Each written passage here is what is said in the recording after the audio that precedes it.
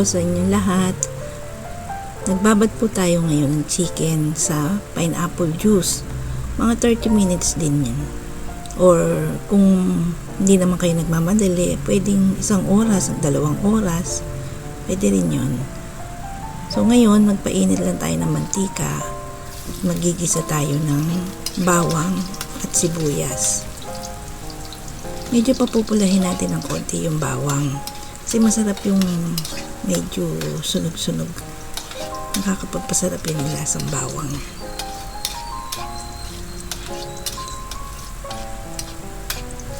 Tsaka yung pagsasangkot siya ng chicken.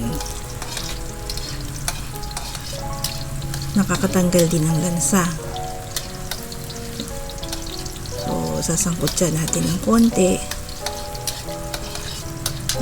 Halo-halo lang ng sibuyas at bawang para medyo yung sibuyas pag medyo luto-luto na siya, masarap yun, manamis-namis. Yan, lalagay na natin yung chicken para maisangkot siya.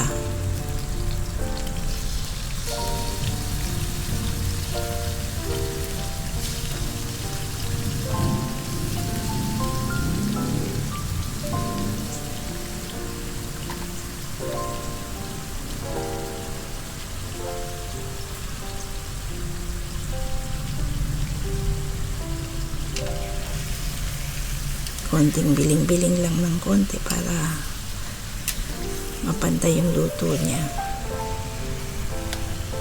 Sabi kasi ng mga matatanda, pag daw sinangkot siya, nakakaalis daw ng lansa. So, wala namang mawawala kung susundin natin. Pagluluto naman kasi, ano lang yan, imbe-imbento lang.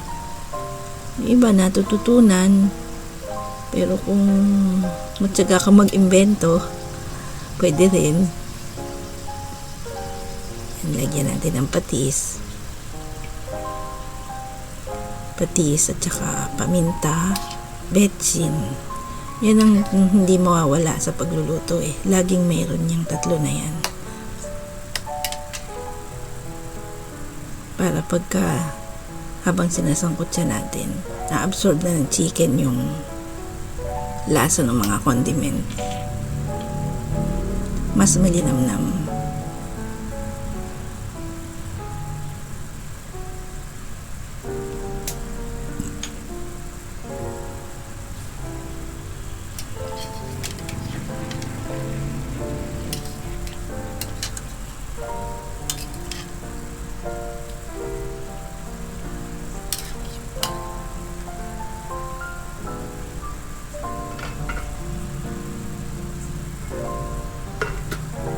Pakuluin lang natin na para hanggang sa lalabas yung sarili niyang juice. Yan. Yan, nasasangkot siya na siya. Oh. Hindi po tayo naglagay ng sabaw dyan. Ha? Yung sarili lang niyang gatas ang nagpapakulo sa kanya. Oh.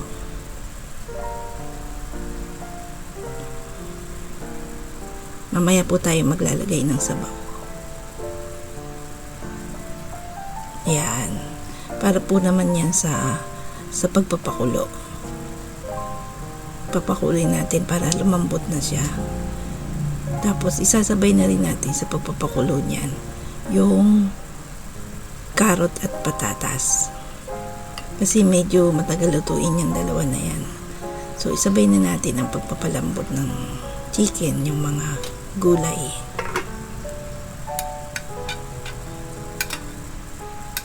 Kagaya nga ng sabi ko, medyo kapos ako, medyo late na ako nakapagsimula sa pagluluto, so kailangan medyo dali-dalian.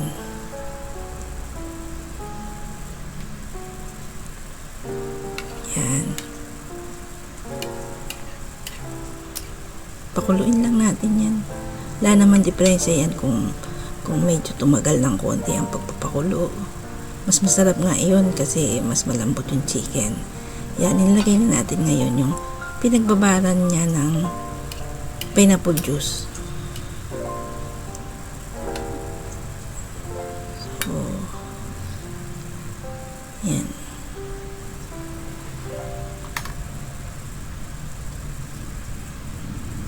Sinilagyan ko ng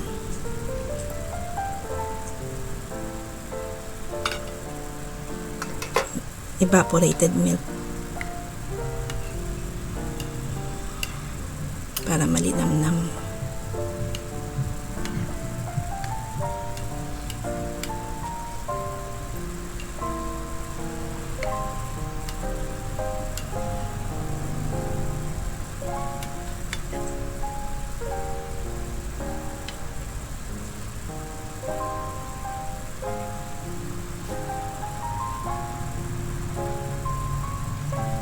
Patis ulit nilagyan ko kasi parang nakukulangan ako sa amoy niya, sa lasa niya. So mamaya matitikman natin yan bago natin ihain.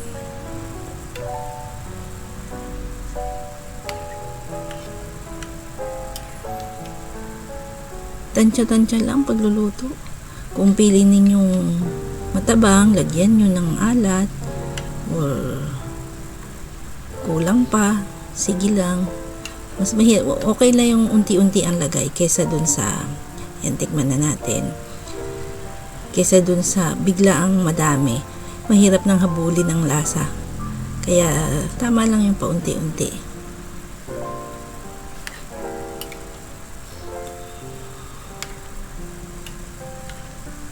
Pagka nasobra ng alat, mahirap nang maghabol ng tamang lasa kasi lalangoy naman yung ating sabaw, yung mga chicken na yan sa dami ng sabaw. Kaya tama lang unti-unti.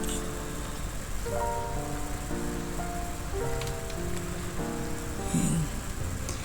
Sinundan na natin ng pineapple na yan, chunks. Pwedeng chunks, pwedeng tidbits. Nasa sa inyo naman. Yung iba pwede naman ding yung ring. Masarap din kung ring, kaya lang malalaking masyado. So, puputulin mo din pagkakainin mo. So, pwede na yan tidbits. Yan, pakuluin na lang yan. So, okay na. Wow, sarap niyan. Luto na siya. Done. So, kain na na.